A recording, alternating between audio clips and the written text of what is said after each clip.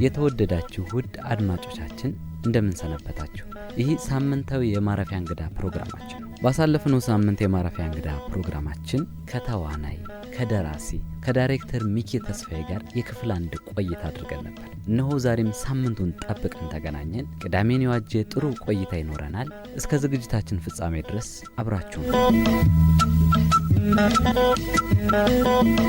ከመድረክ ስራ ከፊልም ስራ ባለፈ ደግሞ የቃና ላይ የትርጉም ስራ ትሰራለህ፣ ዳብ ማለት ነው። እና እስኪ እንዲያው እንዴት ነው አሰራሩ? ምን አይነት አሰራር ነው የምትጠቀሙት? ወይም ደግሞ እንግዲህ ተዋናዮች አሉ ገጸ ባህሪን ወክለው የሚጫወቱ፣ እናንተ የድምጽ ተዋናዮች ነው የምትሆኑትና ምርጫው በምንድን ነው? እንዴት ነው የምትመረጡት የሚለው አጠቃላይ እሱን እስኪ የቃናን ድባቡን ብታነሳለን። ኦዲሽን ይወስዳሉ።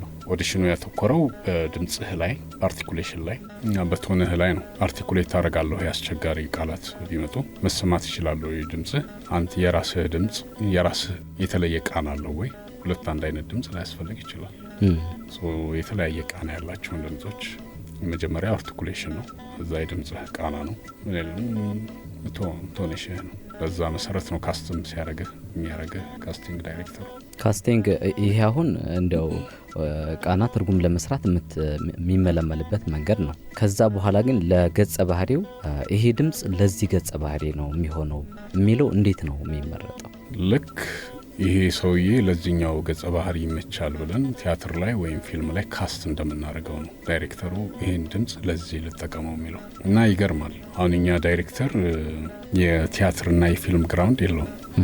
ሌላ ቢዝነስ ላይ የነበረ ሰው እና ትንሽ ብዙ ባዳ አይደለም ለስራው፣ ግን የዛ ፕሮፌሽን ባለቤት አይደለም። ካስት ሲያርግ በቃ ይገርማል። ልክክለ ሰዋው በጣም ነው የሚደነቀው። ይገርማ እንዴት ነው እንደዚህ ካስት የሚያደርገው ይባላል። በቃ ድምጽህን ሰምቶ የሆነ ቦታህን ያገኘዋል። በጣም ክፉ ጸባይ ወይም ክፉ ባህሪ መላት የምትባልን ወይም የሚባልን ሰው ያን ድምጽ ለዛ እንትን ይለዋል። አለበለዚያ ደግሞ ውጥረት ካለበት እንድትለውጥ ያደርጋል። ድምጽህን እንድትቀይር ለውጥህና ስራ ይልሃል። እንዲያውም ይሰማውና ይሄ አሪፍ ነው ምናምን ይላል። እንዲያውም አንተ እንግዲህ እኛ ሰፈርን ጨምሮ ሌሎችንም ስራዎች ሰርተሃልና በአንድ ድራማ ውስጥም ሁለት ገጸ ባህሪያትን የተጫወትክበት አጋጣሚ ነበረ እና ድምጽም ደግሞ የመቀያየር አቅሙ አለህና እሱንም ብታነሳልን፣ ምሳሌውንም የቀየርክባቸውን ዲያሎግ ወይም ቃለ ተውኔቶች የምታስታውስ ከሆነ። አንድ የብራዚል ፊልም አስታውሳለሁ። ጃፓኖችና ብራዚሎች ይገርማሉ። የራሳቸው ሀገር ብቻ ሳይሆን ሌላ ሀገርም ሄደው የሌላ ሀገርን ባህል፣ ቋንቋ፣ አጠቃላይ ሴቶቻቸውን አጥንተው ታሪክ ጽፈው እነዛን ህዝቦች ሆነው ይተውናሉ። ለምሳሌ እንደ ህንዶች ሰርተዋል፣ እንደ ቱርኮች ሰርተዋል። ቱርኮችን ሆነው በራሳቸው ቋንቋ ቱርኮችን ሆነው በራሳቸው ቋንቋ ህንዶችን ሆነው በራሳቸው ቋንቋ ጃፓኖችን ሆነው እና ባህላቸውን ማለት ነው። ባህላቸውን ያጠናሉ፣ ታሪክ ይጽፋሉ። ታሪክ ጽፈው ብራዚላውያን ባለሙያዎች እንደ አንድ ህንዳዊ፣ እንደ አንድ ቱርካዊ፣ እንደ አንድ ጃፓናዊ፣ አሜሪካዊ፣ ጀርመናዊ ምናምን ነው ይሰራሉ። እና በዓለም ላይ በሲሪያል የቴሌቪዥን ድራማ ከቱርኮች ቀጥሎ እነሱ ናቸው። በነገር ላይ አሜሪካ ምናምን አይደለም። አሜሪካኖቹ ምናልባት በፊቸር ፊልም ነው ቀዳሚ የሚሆኑትና ቱርኮችና ብራዚሎች በዚህ ረገድ ያላቸው ልምድ፣ እውቀት፣ ብቃት የሚገርምህ ነው። ኢኮኖሚውም ፋይናንሱ የሚንቀሳቀሰው ፋይናንስም በጣም ቀላል አይደለም በፊልም ኢንዱስትሪ። ይሁንና የብራዚሎች ፊልም ነው። ጃፓናውያን ቤተሰቦችና ብራዚላውያን ቤተሰቦች ያሉበት ቤተሰብ ነው አንዱ እና ሁለቱም አዛውንቶች ናቸው፣ ጓደኞች ናቸው፣ በጣም ጓደኞች ናቸው። እና ጃፓናዊው ረጋ ያለ ነው ድምጹ፣ እሳቸው ብራዚላዊ ደግሞ ትንሽ የጋሽ ፋንቱ ማንዱዬ አይነት ቶን ነው ያላቸውና ጃፓናዊው ሲያወራ እንደዚህ ነው የሚለው። እንዴት ናችሁ? ደህና ናችሁ? እንደምናችሁ? ልጄ የታለች? ልጄ ወድሻለሁ ነው የሚለው። እኚህ ብራዚላዊው ደግሞ ምንድን ነው የምትለው? እንዴት ነው እንደዚህ አይነት ነገር ልጄን ላንተ አደራ ብዬ ሄጄ ለጠላት የሰጠህብኝ? ምን ሆነሃል? እነዚህን ሰዎች እጠረጥራለሁ እያልነበርም እንዴ? ኧረ ጉድ እኮ ነው ምናምን አይነት ነገር ነው የሚሉት። ሲናገሩ ሼክ ያደርጋሉ ሰውየው። አሁን ሙሉ አምጥቼ ላይሆን ይችላል እንዲህ ሼክ ያደርጋሉ። አይ መጣ እንጂ በጣም ያረጁ ናቸው፣ ሽማግሌ ናቸው ምናምን ነው የሚሉት። እኛው ደግሞ ረጋ ያሉ ናቸው ሲያወሩ። ግድ የለም ሰላም ነው፣ ምንም ችግር የለም። አይ ጉድ ልጄ መጣሽልኝ። በጣም እንትን ናቸውና ሁለቱም እኚህ ናቸው። ሁለቱንም ተጫወትከ? ጓደኛሞች ናቸው። ይህንንም ሰጀስት ያደርገኝ ራሱ ዳይሬክተር ነው። ግርማ ነው። በቃ እንደዚህ ተጫውተው ምናምን አንተ ራስህ ስትልለት እሱ ጥሩ እንደሆነ አዩዋቸው። ወደ ስራዎችህ እናቀናና የሆነ ገጸ ባህሪ በምርመራ ሂደት ውስጥ ያስቀመጠው አንድ መላመት አለና እሱን ላንሳልህ። ይሄ ድንጋይ እዚህ ቦታ ብዙም አልቆየም። ድንጋዩን ሳነሳው ከስር ያሉት ሳሮች ቀና ቀና አሉ። ብዙ ጊዜ የቆየ ቢሆን ግን ሳሮቹ ቢጫ ይሆኑ ነበር። ስለዚህ ሟች የተገደለው በዚህ ድንጋይ ተመትቶ እንደሆነ ያመላክተናል። የትኛው ስራ ላይ ነው? እስኪ ስለዚህ ስራ። ይህ የኩሬው ሚስጥር መሰለኝ። በትክክል የኩሬው ሚስጥር መርማሪው ፖሊሱ ነው ይህንን የሚለው። ዘላለም ይታገሱ የሚለው ነው። ይህ ስራ የሰር አርተር ኮናን ዶይል ነው መነሻ ሀሳቡ። ብዙ የክራይም ኤንድ ዲቴክቲቭ ስራዎች ላይ ይታወቃል። ለሻርሎክ ሆልመስን የጻፈው ሰውዬ ማለት ነው። ሰው የኔ ቧንቧ ሰሪው ነው። አንድ ተራ ቧንቧ ሰሪ ነው። ይሄ ዲያሎግ የመርማሪ ፖሊሱ ነው። ግን በጣም ማለት ተራ ቧንቧ ሰሪ ቢሆንም ኢቭን ያንተ ስም ሁላ እስከመሆን ደርሷል። ሪሌትድ ዊዝ ቧንቧ ሰሪው ፊዚካሊ በጣም አግሬሲቭ ስለሆነ ሰውየው ለወንጀልም የተጋለጠ ነው የሚል አሰምሽን ይወሰዳል። እዛ ላይ ወንጀሉን ሊያደርግ ይችላል ተብሎ ይጠረጠራል። እነ ሜሮን ጌትነት ያሉበት ስራ ነውና እንደው ስለ ስራው እስኪ ሀሳቡ ምንድን ነበር የሚለውን ብናነሳው። ወንጀልና ምርመራ ነው። የሀብት የቤተሰብ እና የሀብት በቤተሰብ ውስጥ የተፈጠረ የሀብት ጉዳይ፣ የሽርክና ጉዳይ ላይ መካካድና እምነትና መካካድ። እምነት ነው መሰረቱ፣ ሌላው ሀብት ነው። እምነቱ የተመሰረተው ሀብት ላይ ነው። ቤተሰባዊ ትስስር፣ ጓደኝነት ላይ እነዚህ ነገሮች እምነት ላይ ተመስርተው ለወንጀል ሰዎች የሚሰሩትን ወንጀል ለወንጀል የሚገፋፉበትን ምክንያት፣ የሚሰሩባቸውን መንገዶች፣ ከተሰሩ ደግሞ እንደዚህ አይነት ወንጀሎች እንዴት መፍትሄው ላይ መድረስ እንደሚቻል፣ እንዴት ማጥናት እንደሚቻል መንገዱ የሚታይበት፣ እንዴት ወንጀልና ወንጀልንም ወንጀለኛንም መከላከል እንደሚቻል ለማሳየት የተሞከረበት ስራ ነው። ሞላ ጎደል ይሄ ይመስለኛል።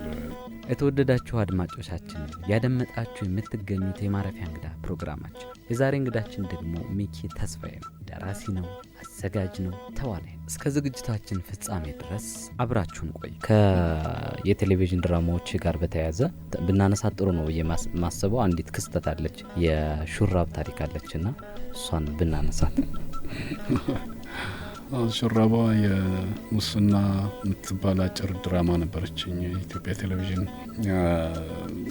ለጊዜው መቀየረው ልብስ ስላልነበረ በራሱ በሹራቡ ያቺን ድራማ ሰርቻለሁኝና ያኔ ምንም አይመስልህም። አሁን ይዘገንናል፣ እሱን ስታስብ ያስቃልም ይዘገንናል። ቴሌቪዥን ላይ የታየህባትን ሹራብ ለብሰህ ወደ ቤትህ? አዎ ያዘቦት ልብሴን ስራ ሰራሁበት፣ ቴሌቪዥን ላይ ስራ ሰራሁበት። ከዛ ስትንቀሳቀስ ከቴሌቪዥን ወርዶ ነው እሱን የት ነበር ያየሁት? አሁን ምናምን የታፕንስ ብዙ ጊዜ ተፈጥሯል እንደዚህ አይነት ነገር፣ በእኔም ብቻ ሳይሆን ያኔ ልምዱ ባለማወቅ። አንዳንዱ እንደ ጌጥ ይወስዷል፣ አንዳንዱ ደግሞ ኬርለስ ይሆናል፣ አንዳንዱ ሳያቅ።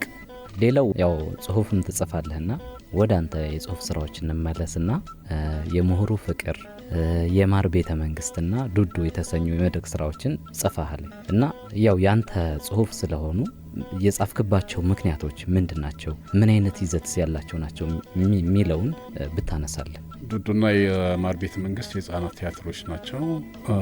የማር ቤተ መንግስት የንቦች ታሪክ ነው። ድሮ እንማር ነበረ ባዮሎጂ፣ ንግስት ንብ፣ ንጉስ ንብ፣ ሰራተኛ ንብ ምናምን እና ያኔ ከዲላ መጥቼ ገርጄ የነበርኩ ጊዜ ያኔ ቅድም ያነሳውልህ ታሪክ የነበረበት ጊዜ ነበርና ያው በየቲያትር ቤቱ በየቴሌቪዥንና ሬዲዮን ጣቢያው ስለሆነ የምንውለው ማስታወቂያ አየሁኝና የህፃናት ቲያትር ሲል ለምን ይህን ታሪክ ወደ ፕላይ ያለወጠውን ብዬ ንቦችን ህይወት ያው የተማርነው ነው በየእንትኑ እሷን ለወጥኳት። ሌላ አንድ የዛፎችን ታሪክ ጽፌ ነበረ። ይሄ የአዋቂ ታሪክ ይመስላል። 3 ነው ያስገባሁት። ዱዱ ትንሿ አንጀት ነው የሚለው የውስጥ የሰውነት ልብ፣ አንጀት፣ ጉበት፣ ጨጓራ እነሱ ነው ካራክተር አለ እንደ ገጸ ባህሪ ሆነው እንደ ገጸ ባህሪ የሰራሁትና 3 ፕሌይ የህፃናትና ወጣቶች አስገባውኝና 2ቱን ወደዷቸው። አንዱ የአዋቂ ይመስላል ስለ ኢንቫይሮንመንት ነው። ይሄ ስለ ዛፎች አካባቢ እና ያንን እንግዲህ ያልኩህ ጊዜ ከዲላ እንደመጣው እኔ ሴሊሲ ጨርሼ ምናምን እዚህ በቃ ስራ መስራት አለብኝ ብዬ የመጣሁበት ጊዜ ነው። በየቲያትር ቤቱ በየቴሌቪዥን ጣቢያው መመላለስበት ጊዜ ነው። ያልኩ ሙስና የምትባለዋንም ተከታታይ ድራማ ሰጥቼ እሷን በቴሌቪዥን እንድትተላለፍ ቴሌቪዥን እመላለስበት የነበረበት ጊዜ ነው። ሙስናም ያንተ ጽሁፍ ነው? አዎ እኔ ጽሁፌን ግን ክሬዲቱን አልጻፉትም። ጽሁፍ ብለው አልጻፉትም። የምሁሩ ፍቅር ኢቮልቭ ያደረገ ጽሁፍ ነው። ትንሽዬ መጀመሪያ እንደ ጭውውት አድርጌ ጽፌው የነበረ እንደ ሾርት ድራማ አድርጌ ሰራሁት ነበረ። በኋላ ኢቮልቭ እያደረገ ለምን እንዲያድግም የሚለው ሀሳብ እየመጣ እያሳደግኩት ሄዶ መጨረሻ ላይ ያንን ቅርጽ ይዞ ብሔራዊ ቲያትር የተገመገመ ነው 2000 አካባቢ መስል። ከዛ ከተገመገመን በኋላ ከአመት በላይ ቁጭ ብሏል። ቆይ ሌሎች ቲያትሮች ይግቡ ምናምን ተብሎ ቤት እኮ ባዶ ነው። የቅዳሜና ይሁድ ነው እና የአርብ ቲያትር ነበር፣ ሌላ ባዶ ነበር ቤቱና ቆይ ሌሎች ቲያትሮች ይምጡ ተብሎ ቁጭ ብለዋል ሌሎች ቲያትር። የዛን ጊዜ ውሳኔ ይገርመኛል። ለምንድን ነው እንደዛ የወሰኑት ምናምን ብዬ አስባለሁና ግምገማው ግን የሚገርም ነበር። በጣም የሚያስደንቀኝ ያስገረመኝ በጣም ያከበርኳቸው ወቅት ነበር ብሔራዊ ቲያትሮችን በግምገማ አሰራራቸው። ቃሉን ሳስበው ገርሞኝ ነው እና የምሁር ፍቅር እንዴት ያለ ነው? ምን አይነት ሀሳብ የተሸከመ ጽሁፍ ነው? መጀመሪያ የምሁራን ፍቅር ነበር የሚለው። የምሁራን ፍቅር ሲል በኋላ ላይ ምሁራን የሚለው ራሱ ጀነራላይዜሽን ስላለበት አይሆንም ብዬ የምሁሩ ስፔሲፊክ ስለ አንድ ሰው እና እሱን ስለመሰለ ሰው ነው መወራት ያለበት። የምሁሩ ፍቅር ብዬ ራሴ ላይ ክሪቲክስ አድርጌ ነው ያስተካከልኩት። በኋላ ግን አንድ ሰው አየው ቲያትሩንና በጣም ያስቆጨኝ፣ ምነው ቀድሜ ባገኘሁት ሰውዬ ብዬ ያስቆጨኝ ሀሳብ መጣ። ጸጋዬ ብርሃኔ ይባላል። ብሔራዊ ቲያትር ሙዚቀኛና ቲያትረኛ ነው። ብዙ ስራዎች የሰራ አንጋፋ ባለሙያ ነው እና እሱን አየውና ሚኪዬ በጣም ደስ ይላል፣ ይሄ የአዋቂዎች ፍቅር ነው ምናምን አለ ማለት ነው። ጸግሽ ወይኔ ጸግሽ ምነው ቀድሜ ባገኘው አልኩት። አየ ምሁር ምናምን ስትል አካዳሚክስ አካባቢ ያሉ ሰዎችን አንድ የሆነ ማህበረሰብን ነው የሚያመላክተው እና አዋቂ ስትል ግን አዋቂ ሁሉ አውቆ የተገኘ ምሁሩንም ሊቁንም በእድሜ በኑሮ የተማረውንም ሁሉ ያካትታል። ማንንም ስፔሲፋይ አድርገህ እንትን አትልም እና ምን ነው ጸግሽ መጀመሪያ ባገኘው አልኩት። አሁን 3ኛ መቀየር ደግሞ በጣም ከበደኝ። የምሁሩ በቃ ይበቃል። እሷንም በኮቴሽን ውስጥ አድርጌ፣ ኮቴሽን ሲባል ሌላ ሰው ነው ያለው፣ እዛ ውስጥ ያለ አሉ እናት ገጸ ባህሪ የሰውየው እናት። ስለዚህ ምሁሩ የሚለው ራሱ ኮቴሽን ውስጥ እንዲደረግ አድርጌ ጻፍኩት። ርዕሱን በተመለከተ ይሄ ነው። አይ እንትኑ እንጂ ሀሳቡ ነው፣ ርዕሱን ሳይሆን ሀሳቡ ማለት ፍቅርም በምሁሩ ስናየው ምን ይመስላል የሚለውን እሱን ማለት የተለየ ነገር ስለሚኖረው እሱን ለማየት እሱ ቲያትር ዓለም ሲኒማም ለተወሰነ ጊዜ ታይቶ ነበር፣ ለ2 ወር ነው ምናምን። ከዛ ኃይሌ ድንገት መጥቶ ነበር የሆነ ጊዜ ላይ ኃይሌ ገብረስላሴ እና እኛ ልንለቅ አካባቢ ነው። እዛ እሱ እኮ ቲያትር እዚህ ያለው የምሁር ፍቅር የሚባል ምናምን አለው። የምሁራን ፍቅር ምናምን አለው። ኤልያስ ይባላል አሁን እዛ ስራ አስኪያጅ ነው። እና ኃይሌ ምሁር ምን ፍቅር አለው ምናምን አለ። ምሁራን ፍቅር እንደዚህ አይነት ነገር አለ ይላ ስቄ እንትን አልኩኝ። ፍቅር ማለት ማት ነው መቼም ያውጣቀዋል 5 6 7 ያረጉታል አይነት ነው አይደል? አይነት ነው፣ ብዙ አይነት አለው። የጾታ ፍቅር ብቻ አይደለም። በግል በፍቅር የምትወድቅባቸው ነገሮች አሉ። እንደ ሰው ደግሞ በፍቅር የምንወድቅባቸው ጉዳዮች ደግሞ ይኖሩናል፣ አላማዎች እና እዛ ላይ የምሁሩ ፍቅር የተባለው የአቶ መኳንንት ፍቅር ነው። እንደዚህ አይነት ዴፊኒሽንም ሰጥተናል። አውርተነዋል። የምሁሩ ፍቅር ማለት የአቶ መኳንንት ፍቅር ነው ብለን ነው ማስታወቂያውን የምንናገረው። እሳቸው ጥናት፣ ለችግሮች ሶሉሽን የሚመጡበትን መንገዶች ማፈላለግ፣ ምሁራዊ ትንተና መስጠት ስራቸው፣ ህይወታቸው፣ ኑሯቸው ነው። ለህዝባቸው ለሀገራቸው የሚሰሩት ነገርና ለሀገራቸውና ለህዝባቸው አስተዋጽኦ የሚያደርጉበት መንገዳቸው እሱ ነው። ነገር ግን ፕራክቲካል የሆነው ነገር ላይ በእጃቸው ከራሳቸው መጀመር የሚችሉበት ነገር ቤታቸው፣ ደጃቸው፣ እጃቸው፣ መዳፋቸው ላይ አለና አንዱን ወደ ውጭ ስትጠቁም 4ቱና 5ቱ ወደ አንተ እንደሚጠቁሙ ታውቃለህ ሆይ የምንለው ነገር አለ። እሱ ነው። ብዙ ጥናቶች፣ ብዙ የምርምር ስራዎች፣ ብዙ ችግር የሚቀርፉ ሀሳቦች የጠረጴዛ የመደርደሪያ ማሞቂያ ብቻ ሆነው መቅረት የለባቸውም ነው የምትለው እናትየው። እና መተግበር አለበት ከዚህ ጀመር ነው የምትለው። የእሳቸው ፍቅር፣ እሳቸው ትዳርም የላቸው ግን ለችግር መፍቻ ይሆናል ብለው ያሰቡት ሀሳብ አንዱ የሚጀምረው ከእሳቸው ቤት ነው እና የአጋጣሚ የተፈጠረበት ቅጽበት ነው ቲያትሩን የፈጠረው፣ ታሪኩን የፈጠረው። ሁለት የተለያዩ ኮንፍሊክቲንግ ሀሳቦች ሲፈጠሩ ነው ያው እንደምታውቀው ፕሎቱም ታሪኩ ሳይሆን ፕሎቱ የሚጀምረውና በጣም ብዙ አይነት ገጸ ባህሪያቶችን ተጫውተሃል፣ የመድረክም የፊልምም ስራዎች ላይ ማለት ነው። እና ካንተ ጋር ፍጹም የተለዩ የሆኑ ገጸ ባህሪያትን በምንም በባህሪ በጣም ፍጹም የተለዩ የሆኑ ገጸ ባህሪያትን እንዴት ነው የምትላበሰው? አንደኛ የመጀመሪያው ነገር ታሪኩን በደንብ በማንበብ ነው። ሙሉ ስክሪፕቱን በደንብ ታነባለህ። ሁለተኛ ያልገባህ ነገር ካለ ዳይሬክተርህን ወይም አዘጋጁን ተጨማሪ ማብራሪያ እንዲያደርግልህ በመጠየቅ ነው። ከዛ ባለፈ ጸሐፊው መሰለስ ትችላለህ፣ ሞር ያብራራልህ ነገር ካለ። ዋናው ከአንደኛው ቀጥሎ ያለው ሁለተኛው በዳይሬክተሩና በአንተ መካከል ሌላ ያለው ነገር ምንድን ነው? አሰስ ማድረግ ነው፣ መፈለግ ነው። ያ የተባለው ባህሪ ታውቀዋለህ ወይ? አንደኛ ኖረኸው ታውቃለህ? ካልኖርከው የኖሩ ሰዎች አሉ በአካባቢ ካሉ ትጠይቃቸዋለህ፣ ታያቸዋለህ፣ ታናገራቸዋለህ፣ ታጠናቸዋለህ። እሱ አለ። እሱ እንደ ተዋናይ ይጠበቃል ምንጊዜው። አለበለዚያ ከነዚህ ባህሪያት ጋር የተሰሩ ሌሎች ጥናቶች ካሉ፣ ጽሁፎች ካሉ ደግሞ ሰርች ማድረግ ነው በጣም የከበደ ነገር ከሆነ። የትወና ዘዴዎች አሉ ሳይንሳዊ የሆኑ የሚታወቁ በቲያትርም በፊልምም የሚሰጡ ልክ እንደ ስታንስላቭስኪዎች አሉ። ግን በተለየ ልክ እንደ ሚኪ ሌላው ሰው ብዙ ሲጠቀመው ማታየው ግን ገጸ ባህሪን ለመላበስ ወይም ገጸ ባህሪን ለመረዳት የምትጠቀምባቸው የግል ብልሃቶች ካሉ? ብልሃቱ አንደኛው የኢንተርፕሪቴሽን ነው። ዘሆል አርቱም እኔ ስራው ኢንተርፕሪቴሽን ነው ብዬ ነው ማምነው። ብዙ ፊሎሶፊዎች አሉ። መተርጎም ነው። ስለዚህ መተርጎም ከምታውቀው ነገር ይነሳል። ኢማጂንም ከምታረጋቸው ነገሮች ደግሞ ይጨመርበታል።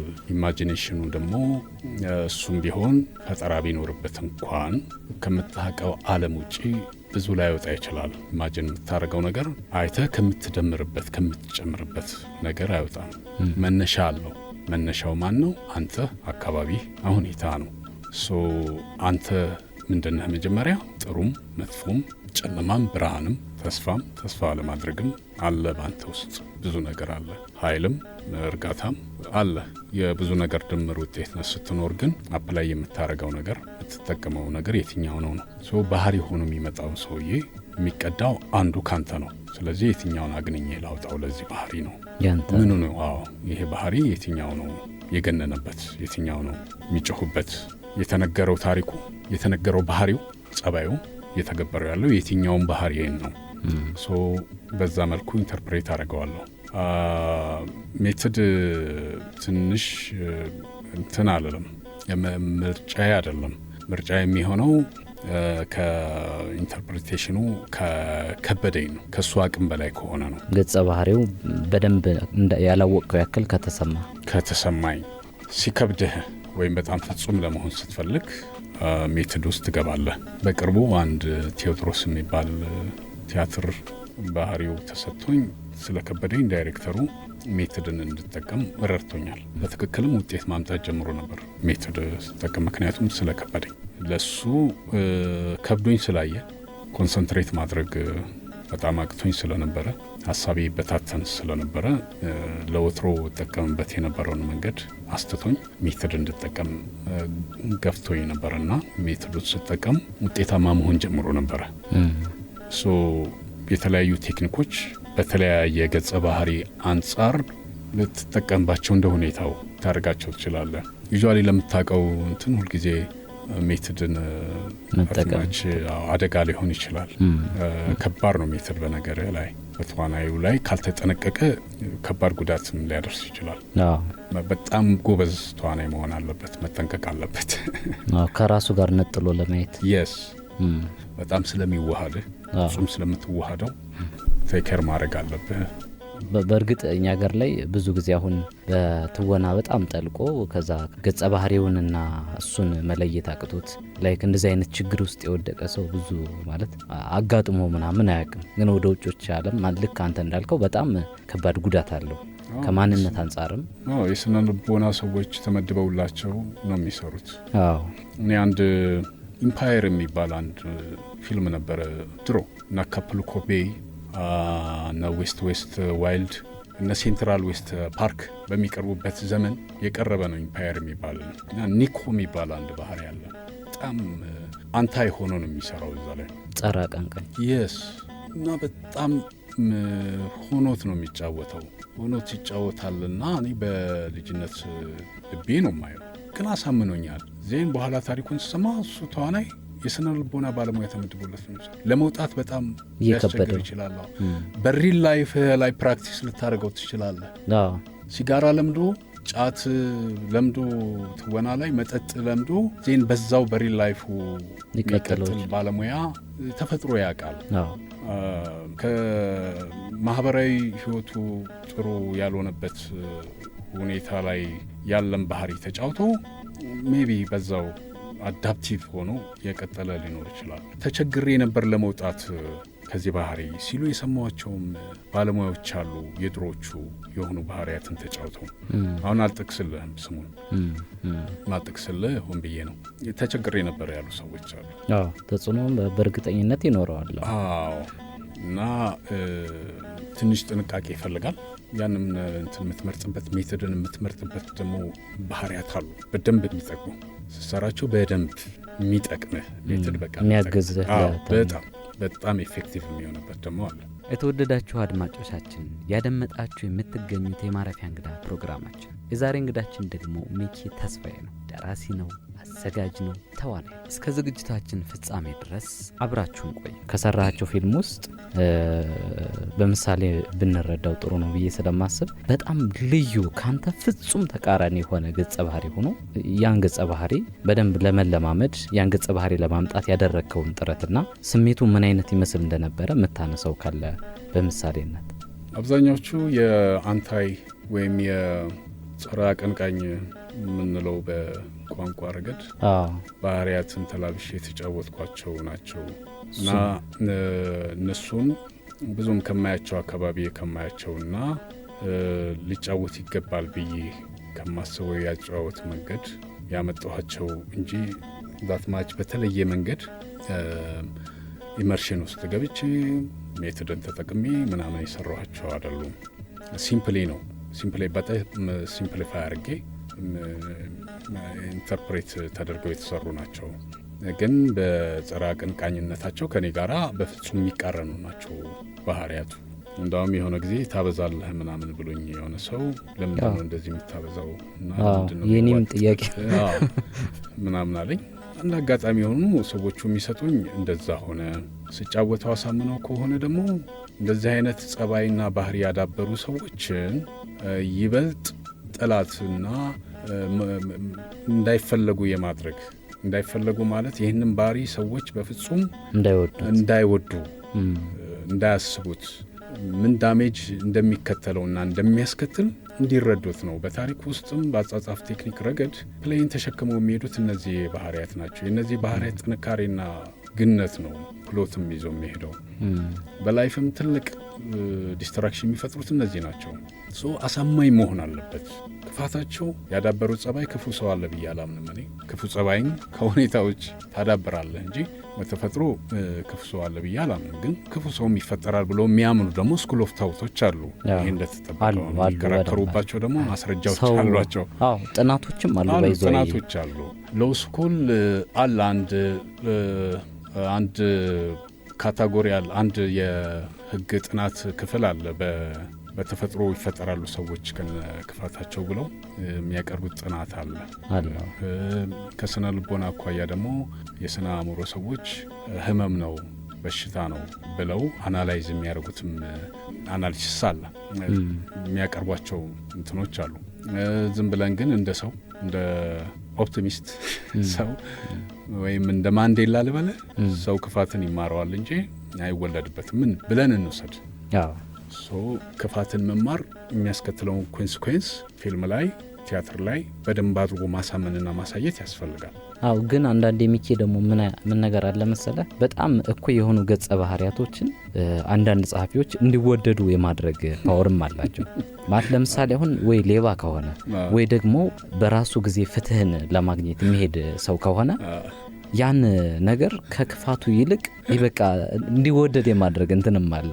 እኔ ያስታውሳለሁ አካፑልኮ ቤይ ማክስ የሚሰራው ክፋት በሪቼ ራሄልና በቶኒ መካከል የሚሰራው ክፋት ሳምንት ሰውን እያበሳጨ እነዚህን ሰዎች ዲስትራክሽን ውስጥ ከተታቸው። እነዚህን መልአክ የመሰሉ ሰዎች ተብሎ ሰው ሁሉ ሲበሳጭበት መጨረሻ ላይ ግን ክፋቱ ወጥመድ ውስጥ የራሱ ወጥመድ ውስጥ ሲጥለው እና ለውድቀት ሲዳርግ ሰው በጣም ነበር ያዘነው። እና ሀዘኑ የመጣው ለክፋቱ በማዘን ሳይሆን ለጉጉቱና ለድክመቱ ደግሞ ያስከተለበትን ውድቀት። ሰዎች አይተህን ከሆነ የረገምናቸው፣ ያከፋናቸው፣ ያጠለሸናቸው ሰዎች ድንገት የሞታቸው ዜና ሲሰማ እንኳን እንደነግጣለን አይደለ?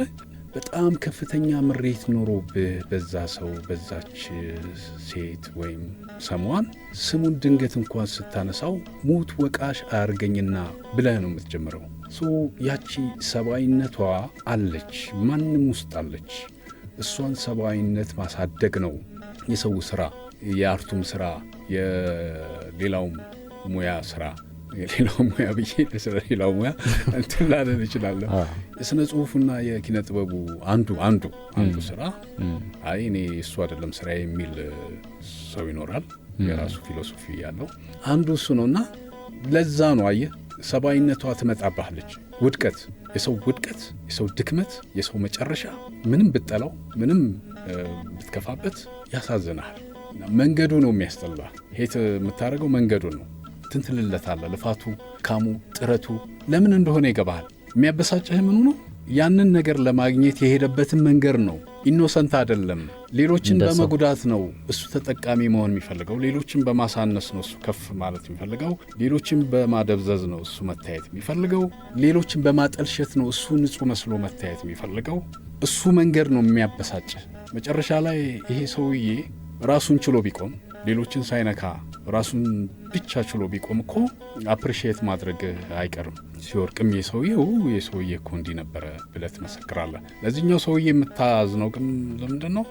መጨረሻ ላይ ልፋቱና ውጤቱ ድካሙ የሄደበት መንገድ ትክክል ስላልሆነ ከንቱ ሌሎችን በመጉዳት ስለሆነ ራሱን መጥቀም የሚፈልገው ታዝናለህ። በቃ ይተላለህ። 6 ሰዓት ከሌሊቱ የተፈጠሩ ፈታኝ የሆኑ ክስተቶችም ነበሩና እስኪ ስለ ፊልሙ እናንሳ። ታሪኩ መንፈሳዊ ወይም ሃይማኖታዊ ጉዳዮች በሚነሱበት አካባቢ የሚነሱ ታሪኮች አሉ። ሰው ወደ ጅብ ተለወጠ፣ ጅብ ወደ ሰው ተለወጠ። የፊልም ኢንዱስትሪያችን ጸረ አቀንቃኝ ገጸ ባህሪን የሚቀርጽበት መንገድ ትክክል ነው ብለህ ታስባለህ ወይ? ምን አይነት እይታ አለህ እሱ ላይ? ብዙ ጊዜ ማለት ሀሳቤ ገብቶ ይሆናል ብዬ አስባለሁ። ወይ ጠቆር ያለ ሰው ወይ የሆነ ሰው በቃ እሱ ክፋት እንደዛ ነው የሚደረገው እና እንደው ምን አይነት እይታ አለህ እሱ ላይ? እኔ በበኩሌ አሁን ጥቁር ነገር ይመቸኛል። ለምሳሌ ከለር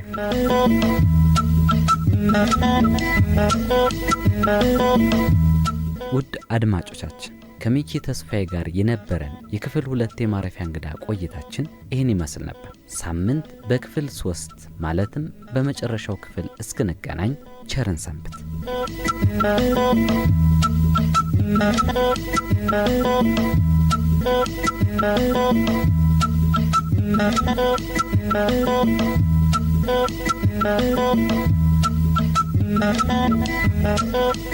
Thank you.